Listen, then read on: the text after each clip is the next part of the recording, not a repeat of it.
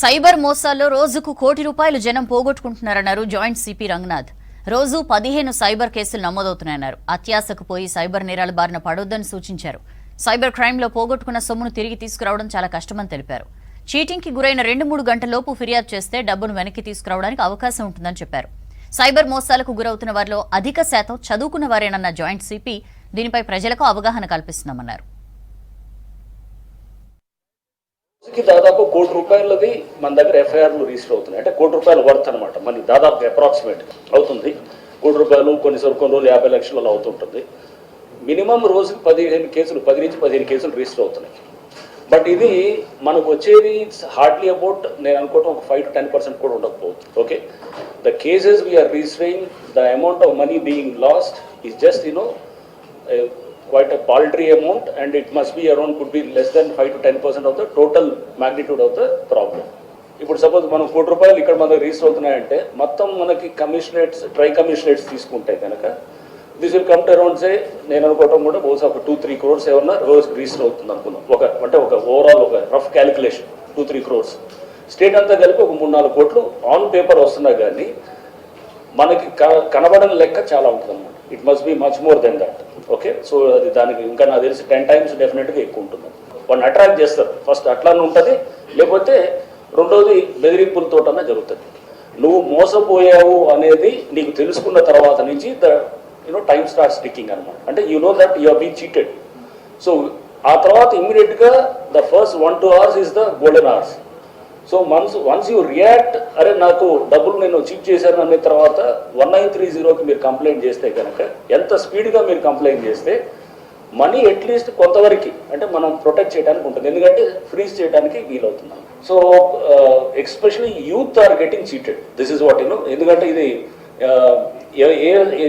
దీని ఈ phone smart phone వాడటం చేతకానోడు ఎవరో ఊర్లలో ఉన్న వాళ్ళు వాళ్ళకి they have no problem at all. Because cyber crimes వాళ్ళకి అసలు వాళ్ళకి ఎటువంటి విధంగా ఎఫెక్ట్ కాదు.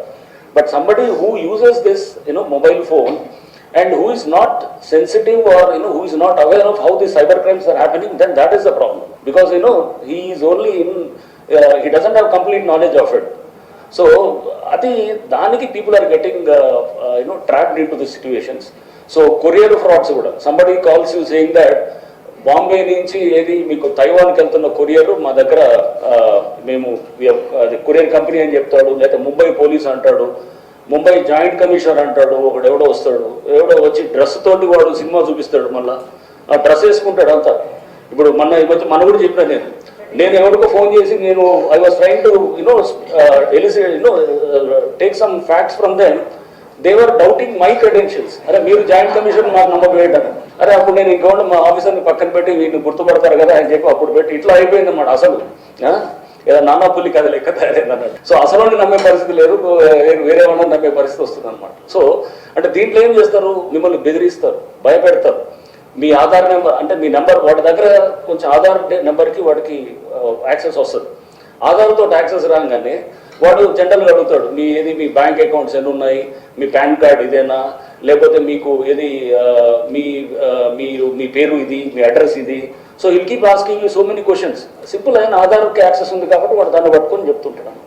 సో చాలామంది ఇప్పుడు ఏంది డేటా అంతా కూడా స్టీల్ చేయడం దీంట్లో ఇచ్చి వాడికి కొత్త ఇన్ఫర్మేషన్ రాగానే అంత తెలిసినట్టే మాట్లాడుతుంటాడు. మాట్లాడుతూ చేయగానే వీళ్ళకి జనరల్గా ఏమనిపిస్తుంది, అరే నిజమే కాబోలు మన ఇన్ఫర్మేషన్ ఇంత చెప్తున్నాడు అసలు అని చెప్పేసి వాళ్ళు మెల్లిగా మిమ్మల్ని భయంలో తీసుకెళ్తారు. మీ చుట్టూ ఎవరు లేకుండా చూసుకోండి, నేను సిబిఐ నుంచి మాట్లాడుతున్నాను, లేదా ఈడీ నుంచి మాట్లాడుతున్నాను, ముంబై పోలీస్ అని అంటారు అని చెప్పేసి కోట్లలో వెళ్ళిపోతున్నాయి కూడా అనమాట. అట్లా so lot of frauds, crores of rupees. నిన్నే ఎవరు వచ్చారు 1 crore 10 lakhs ఇట్లా వెళ్ళిపోయింది అనమాట వాళ్ళు వచ్చేసి. సో ఇట్లా చాలా మంది అనమాట. అంటే వాళ్ళు ఒక ఫ్రాడ్ దీంతో చేస్తూ వాళ్ళు ముంబై పోలీస్ అంటారు. మేము we are trying to get them, but getting each and every case is a very difficult thing. Because చాలా మనం ప్రాసెస్ ఫాలో అవ్వాల్సి వస్తుంది.